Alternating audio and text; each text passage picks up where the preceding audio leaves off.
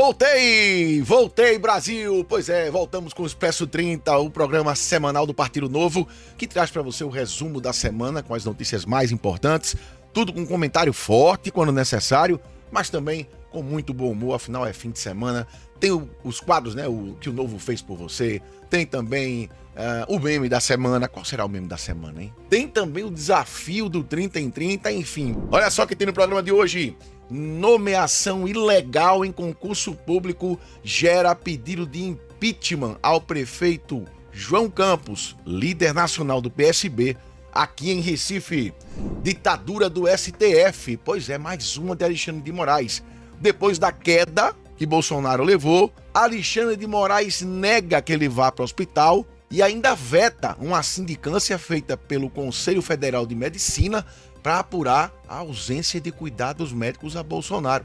E ainda vai investigar o presidente do Conselho Federal de Medicina. Venezuela livre, pois é, operação extrai Maduro e a esposa da Venezuela e liberta o povo venezuelano. Claro que não poderíamos deixar de falar do Banco Master, né? O caso do Banco Master está virando quase um Epstein do Brasil. O celular dele, dizem que tem até político com político, enfim. Brasília está em polvorosa com o que vai acontecer com relação a isso. Nicolas Ferreira faz uma brincadeira na internet, faz um meme, e o Lindinho, aqui em Recife a gente fala estilou, né? Ele não gostou, ele ficou chateadinho.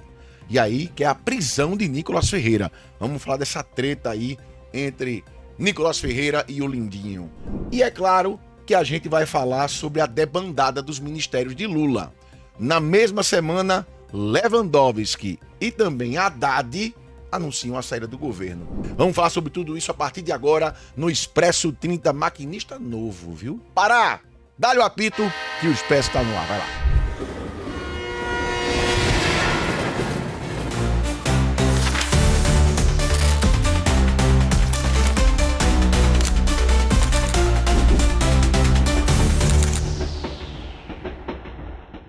E a gente já começa o Expresso 30 com a notícia que ganhou o Brasil nos últimos dias, né? Inclusive, mesmo com a bronca da Venezuela, tal, a queda de Bolsonaro, mas os noticiários nacionais fizeram que a mídia local aqui de Pernambuco, de Recife, não fez. Elas noticiaram exatamente o que aconteceu. Pedido de impeachment contra João Campos, prefeito do Recife e líder nacional do PSB. O pedido inédito de impeachment do prefeito do Recife, João Campos, da autoria deste vereador aqui, junto com o diretório de Pernambuco do Partido Novo e também junto com o jurídico aí do vereador Felipe Alecrim. A gente uniu forças e fez um pedido com 286 páginas. O documento foi protocolado no dia 2 de janeiro na Câmara e está seguindo já o trâmite legislativo normal, apesar de várias fake news que foram divulgadas aqui, de que não estava protocolado, não sei o que, não, tá lá, tá tramitando. Olha a imagem aí para vocês verem, ó. Tramitando, tá tudo certinho, para o desespero do PSB inteiro, não só aqui de Pernambuco. A gente fez o pedido de impeachment baseado na nomeação ilegal assinada pelo prefeito João Campos no último dia 23 de dezembro, quando ele nomeou Lucas Vieira da Silva como novo procurador do Recife. Qual é o problema?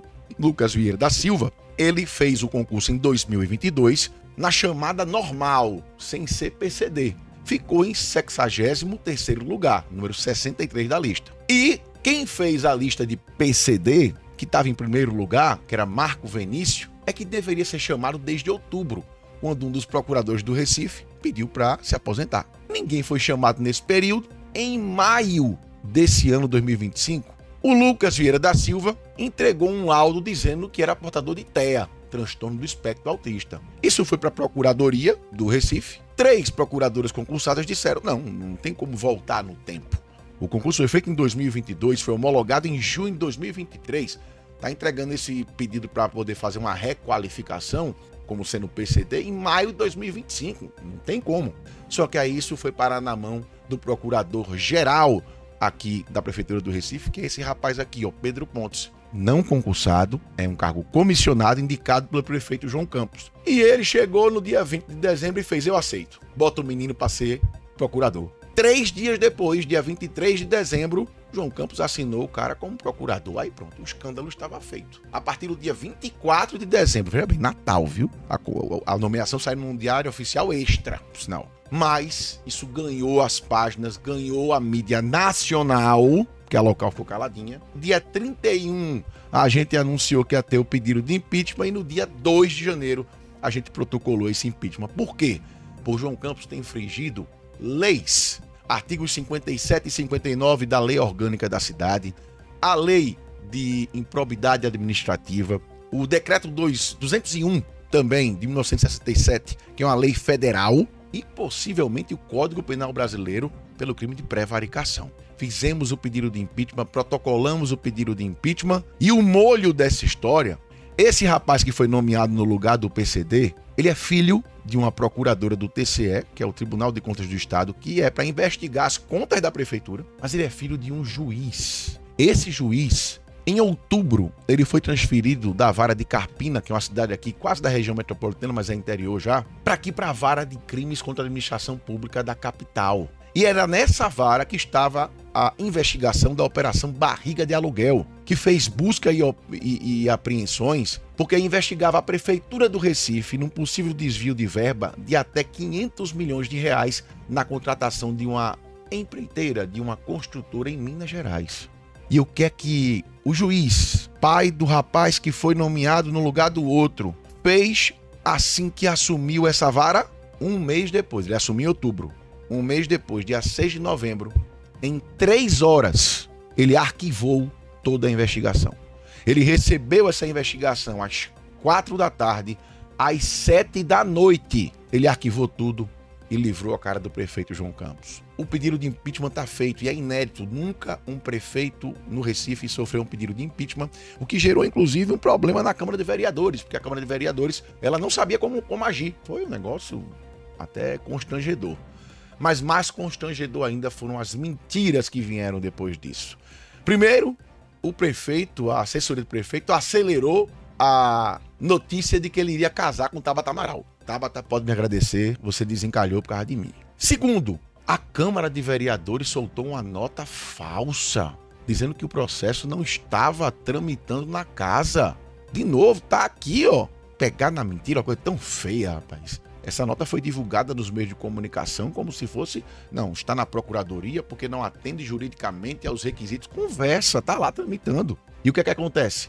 No dia 3 de fevereiro, na primeira sessão ordinária, o presidente da Câmara de Vereadores aqui vai ter que ler esse pedido de impeachment e colocar para a votação dos vereadores.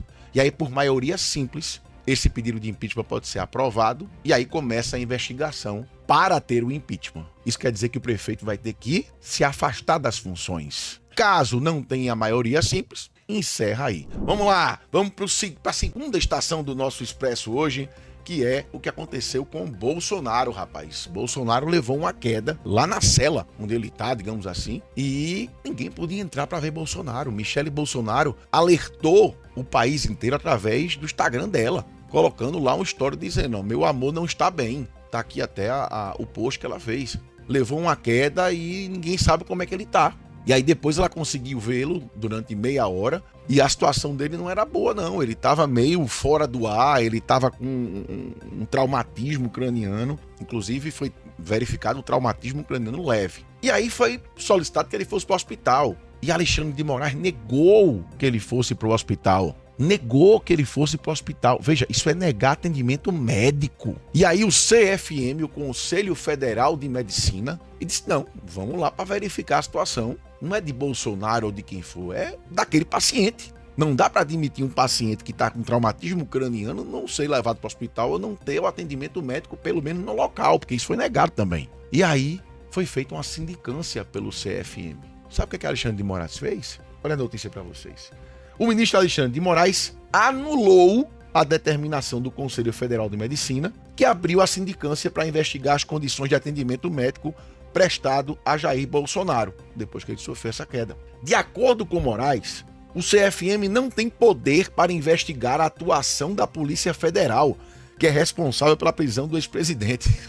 O CFM não vai investigar a Polícia Federal, vai investigar o atendimento médico. E sim, o CFM tem sim a prerrogativa de fazer sindicância sobre atendimento de médicos. É óbvio como a OAB deveria estar fazendo sindicâncias para investigar a atuação de Alexandre de Moraes. Então o CFM está fazendo o que a OAB não tem feito com o STF, que inclusive está proibindo advogados a ter acesso a provas, está proibindo advogados a falar, a defender os seus clientes no STF. Teve o caso esdrúxulo de Flávio Dino mandar o advogado se retirar e a OAB, caladinha.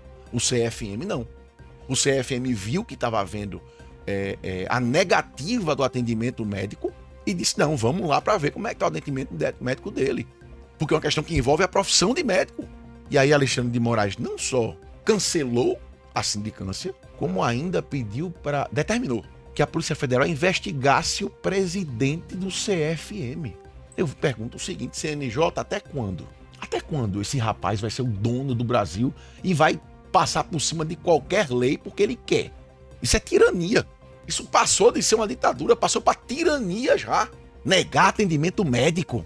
Já tem sangue nas mãos de Alexandre de Moraes. Já tem sangue nas mãos dele. Clezão morreu. E aí, só um comentário breve. Um monte de gente falando agora da atuação lá da imigração dos Estados Unidos, que foi errada, né? Que abordou lá uma americana num carro, a americana arrastou com o carro, o cara atirou na mulher e matou a mulher. E todo mundo lá no noticiário nacional falando, meu Deus, não pode. A mulher tinha 3 filhos, é um absurdo. Mas ninguém fala do absurdo que acontece aqui, com pessoas inocentes que estão presas desde 8 de janeiro de 2023 e ninguém fala? Não é absurdo uma senhora de idade estar lá presa, porque estava com a Bíblia na mão? Não é absurdo uma mulher que usou um batom que foi lavado com água e sabão estar lá presa? Não é absurdo um vendedor de água ter sido confundido com um manifestante e estar preso até hoje? Um vendedor de algodão doce está preso até hoje? Enquanto isso, tem bandido traficante sendo solto. Enquanto isso, o Vorcaro está solto. Se esse não é o Brasil do crime, o que é que é? Vamos lá. Agora, nós vamos trazer o primeiro quadro do programa, que é o que há de novo. O que é que o novo fez por você? E aí o líder da oposição na Câmara Municipal aqui do Recife, que também é do Partido Novo, o vereador Felipe Alecrim, gravou um vídeo, inclusive, trazendo mais detalhes sobre a atuação de João Campos. Vamos ver aqui.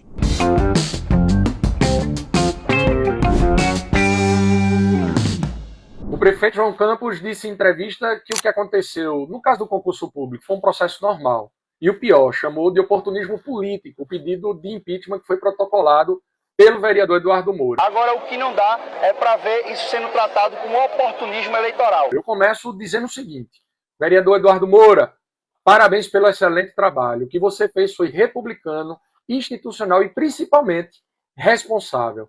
Fiscalizar é dever do vereador. Quando existem indícios graves, o caminho correto não é o silêncio, é o protocolo formal, dentro da lei, acionando os instrumentos legais e exercendo a prerrogativa de fiscalizar o Poder Executivo. Agora é preciso deixar uma coisa muito clara. Não foi uma disputa entre 2 candidatos PCDs. Como disse o prefeito, isso é um absurdo. O que aconteceu foi o seguinte, a pessoa se inscreveu no concurso público, ficou em 63º lugar e não se declarou PCD no ato da inscrição. 2 anos depois, tentou mudar essa condição. E mais grave ainda, a própria Procuradoria do município, formada por procuradores concursados independentes, emitiu parecer dizendo que essa mudança não poderia ser aceita porque fere o edital do concurso, fere a lei. E mesmo assim, esse processo avançou. Isso não é normalidade administrativa, isso é um absurdo e precisa ser explicado à população do Recife, à população brasileira. Chamar a fiscalização de oportunismo é inverter completamente os papéis, porque oportunismo político é outra coisa.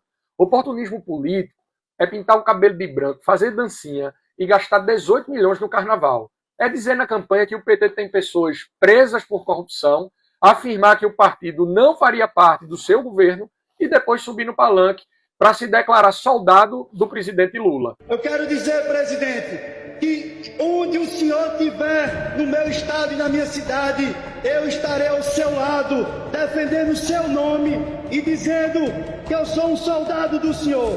Oportunismo é inchar a prefeitura com cargos comissionados e torná-la maior do que o governo do estado.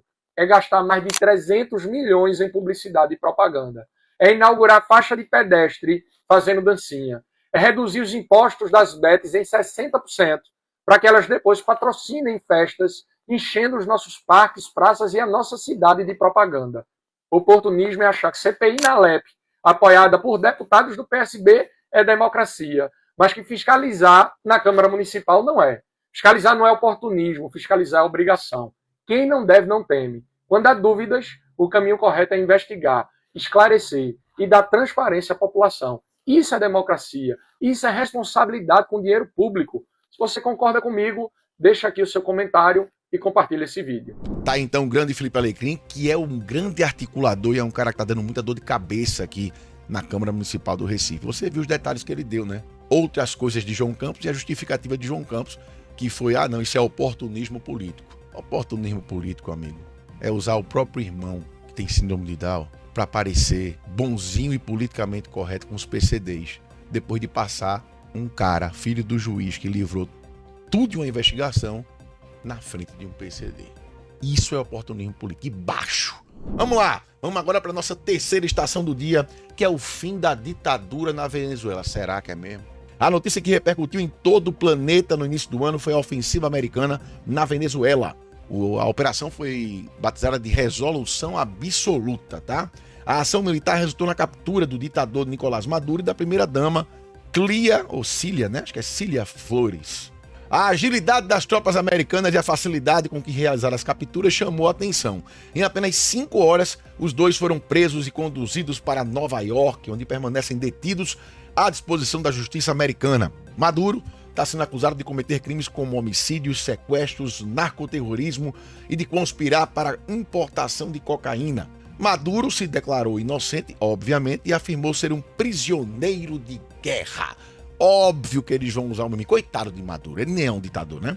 O governo Trump anunciou que os Estados Unidos vão administrar temporariamente a Venezuela até que haja uma transição política. Na última quarta-feira, o secretário de Estado, Marco Rubio, explicou que o plano de reestruturação da Venezuela será dividido em 3 fases. A primeira tem um foco na manutenção da ordem pública. A segunda, garantir o acesso de empresas americanas e ocidentais ao mercado venezuelano, com a anistia, inclusive, dos opositores e retorno dos exilados. E a terceira, voltada para a transição política propriamente dita, com a realização de eleição ainda não detalhada. Mesmo sendo apoiador histórico do regime de Maduro, o presidente Lula não citou a Venezuela no primeiro discurso após a captura do ditador Maduro. Mas vejam, ele fez sim uma declaração, ou foi a equipe dele, enfim, é ele, nas redes sociais, dizendo que a agressão militar, que foi a captura de Maduro, ultrapassa uma linha inaceitável. Ele quis lacrar e levou uma lapada, porque um dos conselheiros de Trump nos Estados Unidos botou somente uma frase, aspas, "Fuck you, Lula. Now we know where you stand." Quer dizer isso? Foda-se, Lula. Agora a gente sabe o que é que você defende. Ou seja, isso vai pegar mal para Lula, já de novo, mais uma vez. E aquela história de que pintou um clima, eu acho que pintou um clima mesmo. Eu acho que tem gente que tá usando fralda aqui no Brasil. Porque, vamos pensar comigo, se Trump disser assim, rapaz, eu vou acabar agora com o PCC, vou acabar com o Comando Vermelho, vocês acham que ele acaba? Eduardo, qual a sua opinião sobre isso? Pelo amor de Deus, Trump, vem pra acabar com o narcotráfico, só pra ninguém me pegar na história de dizer que eu tô dizendo pro Brasil ser invadido. Não sou besta não. Agora, se tem político no meio disso, aí é problema do político, né? Olá, meu amigo Eduardo Moura, é um prazer estar aqui falando contigo e com todos os nossos espectadores do Expresso 30.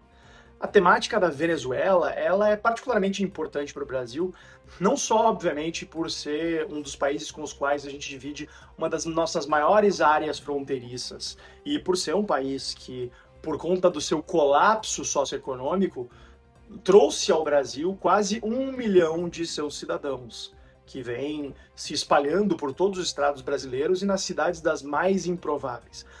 E o colapso lá, após 27 anos de bolivarianismo, que é a ideologia envidada por Hugo Chávez e que o seu sucessor Nicolás Maduro buscou manter essa construção, fez de um dos países mais ricos da América Latina e mais prósperos, que era a Venezuela, um país absolutamente destruído, onde 90% da população se encontra abaixo da linha de pobreza. Mas a temática da Venezuela carrega também uma importância simbólica indispensável para o Brasil e para nós da direita brasileira. Afinal, a Venezuela foi, durante muito tempo, um símbolo da esquerda latino-americana.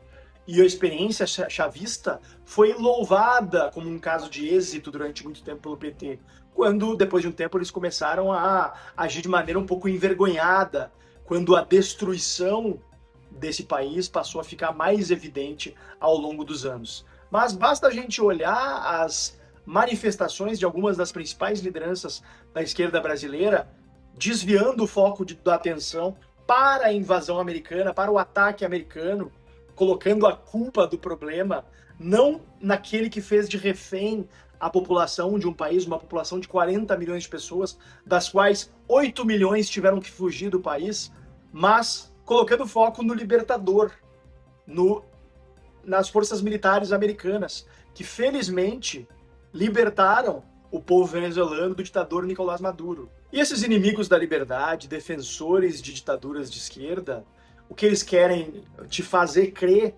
é que a soberania do cidadão venezuelano foi atacada, foi afrontada, quando na verdade o que a gente teve nesse país foi uma soberania que lhes foi negada lá atrás, quando o Estado venezuelano passou a implementar aquilo que se chamou de socialismo do século XXI. O mesmo socialismo do século XX, que nunca deu certo, agora com as cores da Venezuela e com o mito fundador baseado na figura de Simón Bolívar, o libertador da América Latina no século XIX. O problema é que o Estado venezuelano se tornou tão ineficiente e tão corrupto que nem sequer conseguiu mais extrair essa riqueza do seu subsolo, fazendo com que o país fosse à falência completa após alguns poucos anos de socialismo. A situação por lá ainda é pouco clara, mas o que nós esperamos é que tenhamos espaço para uma transição para uma democracia e que o povo venezuelano finalmente possa respirar ares de liberdade, tanto no que diz respeito à sua forma de organização política, quanto, claro, liberdade econômica, para que as pessoas possam prosperar, possam ter oportunidades de ter uma vida melhor por meio do seu próprio trabalho e por meio das suas próprias escolhas. Mas vamos lá, por falar em político no meio disso e narcotráfico, existe um outro tráfico de influência, que é dinheiro. A Polícia Federal instaurou um inquérito para apurar denúncias de que influenciadores digitais teriam sido procurados para produzir conteúdos em defesa do Banco Master e contra o Banco Central, após a liquidação da instituição financeira no fim do ano passado. A investigação quer identificar se houve pagamento e atuação coordenada dessas publicações. O Banco Master informou que não tem conhecimento sobre a suposta contratação de influenciadores. Claro, quem, quando, onde, por quê, né? A Febraban afirmou ter detectado no fim de dezembro um volume atípico de postagens sobre o caso e avalia se houve ataque coordenado. Em paralelo, a Polícia Federal continua as investigações sobre possíveis fraudes do Banco Master e deve ouvir novos depoimentos ainda neste mês de janeiro. O ex-dono do Master, Daniel Vorcaro, é suspeito de fraude bilionária em negociações de títulos falsos. Inclusive, o escritório da esposa de Alexandre de Moraes fez um pequeno contrato, 129 milhões. Fato é, estoura o escândalo do Banco Master. Tem a operação da Polícia Federal, Vorcaro é preso. Do nada, Vorcaro é solto. Ordem de quem? Alexandre de Moraes. Aí depois o que é que se descobre? Contrato do Banco Master com a esposa de Moraes. Coincidências? Pode ser. O Brasil é o país das coincidências para justificar corrupção. Essa é a verdade. E dizem que o Vorcaro é o novo Epstein. Porque diz que no celular dele tem até foto de gente envolvida no poder com outra gente envolvida no poder, peladinhos e tal. Enfim. Isso podia ser até o meme da semana, né? Mas não, escolhemos um outro meme da semana, que é o seguinte. Eu tinha sugerido o novo feriado do Brasil, né? Lula criou uma nova data comemorativa, que é 8 de janeiro. E fizeram toda uma estrutura em Brasília, exército, não sei o que, barreira, tal, helicóptero cobrindo aquela coisa, pererê, para lá. E cadê o povo? Ele desceu a rampa. como se fosse ovacionado, 5 pessoas. Mas a nossa produção fez assim, não, o meme tem que ser de dança, tem que ser de fim de semana. Tá bom. Então a gente vai falar de Maduro. Vocês lembram que ele foi prego pelos Estados Unidos. Isso aconteceu depois que ele fez várias dancinhas. Ele foi para uns comícios, aí fez umas dancinhas tirando onda com Trump. Aí Trump foi apoio, tá certo, agora vamos fazer uma dancinha diferente. Bora sair da rumba pro hip hop aqui em Nova York. Aí foi lá e pegou ele. Então a gente fez um compilado para você se divertir com... Como é que eu posso chamar essa dança? Maduro que cai? Podia ser. Solta aí.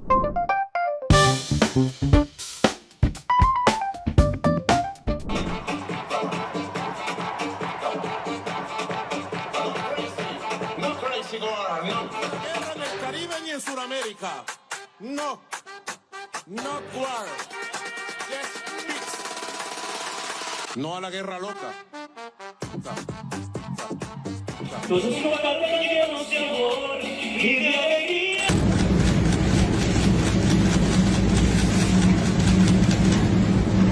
Good night, qué triste. Buenas noches, ¿no? Good night. Happy New Year. Pois é, só pra lembrar pra vocês que no final do programa hoje tem dancinha também por causa de uma polêmica que tá vindo aí, tá? Mas calma que a gente ainda vem pro final do programa. Primeiro a gente vai pra quinta estação de hoje, que é Lindinho versus Chupetinha. Botei os dois apelidos pra ninguém achar ruim, tá? A questão é a seguinte, teve um meme que terminou agora em pedido de prisão. Não sei qual é o mais meme, se é o meme ou se é o pedido de prisão, mas tudo bem.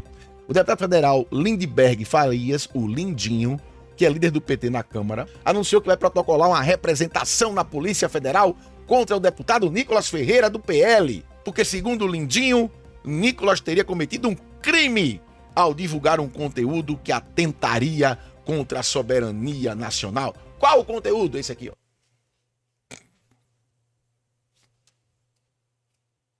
Ainda bem que eu não estou no Jornal Nacional, porque senão eu tenho que segurar o riso.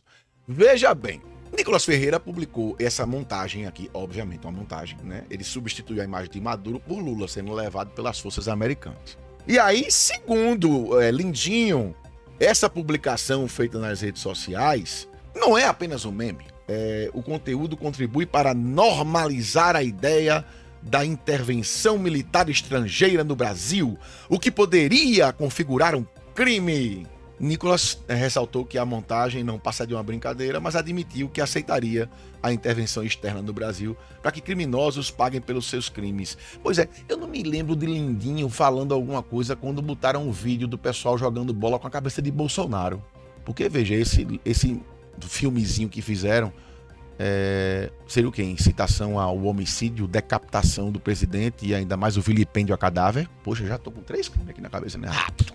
Teve outro que foi uma produção maior até, que eles iam, era uma produção que mostrava o assassinato de Bolsonaro, né, que ele tava na moto, não é isso? E aí vinha os caras, matava Bolsonaro, isso aí seria o quê?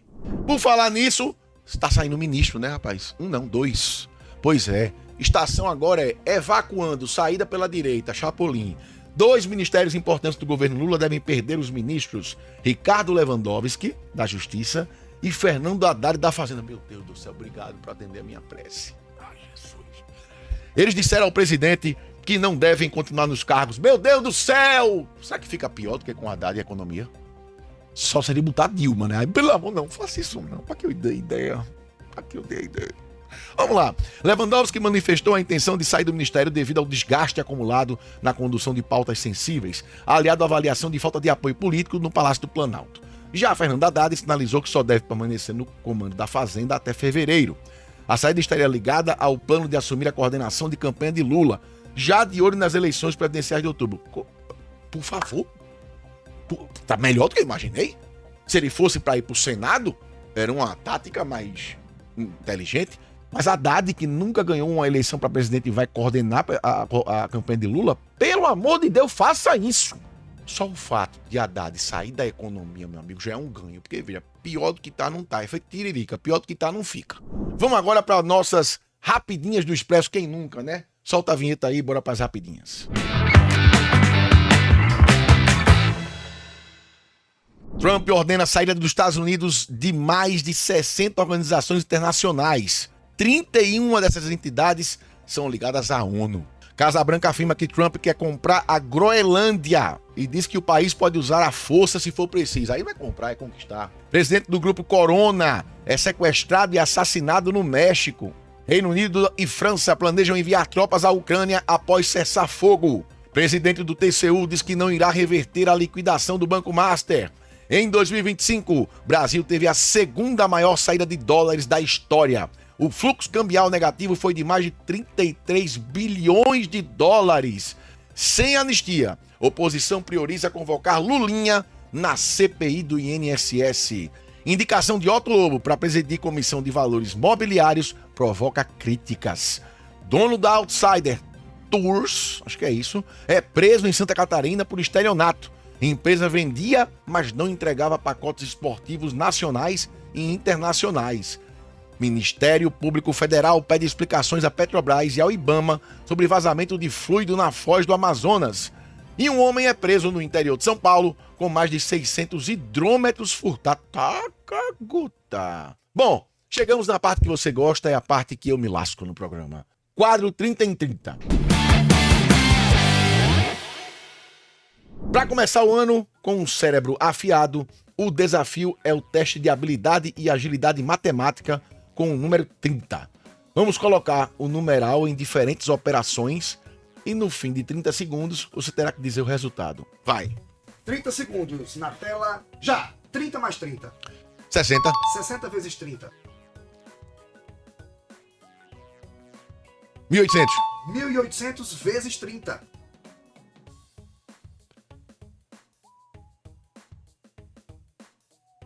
15 segundos. 5.400. Não, 54 mil. Dividido por 30. 1.800. Dividido por 30. 60. Menos 30. 30. 30 segundos. Deu certinho? Certinho. Cravado. Ganhei. Ganhei. 30 segundos. Em 30 segundos. Deu 30 em 30. Porque é o número do novo. Agora, peraí que tem uma surpresa pra vocês no final. Estão sabendo da polêmica do show de maio lá no Rio de Janeiro? A lista dos shows tinha Rihanna, Beyoncé, Coldplay, U2 e Shakira. Então, teve uma postagem que indica que o show pode ser de Shakira. E aí, pra gente terminar o programa pra cima, nesse sabadão de janeiro, a gente vai terminar com ela. Mais um show com dinheiro público, indo embora pelo rádio pra lhe enganar e fazer de conta que tá tudo bem. Forever and ever.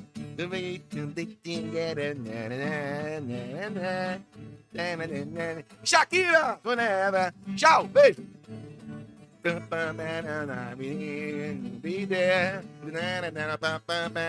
Lascado, nós estamos lascados, é tudo sendo roubado.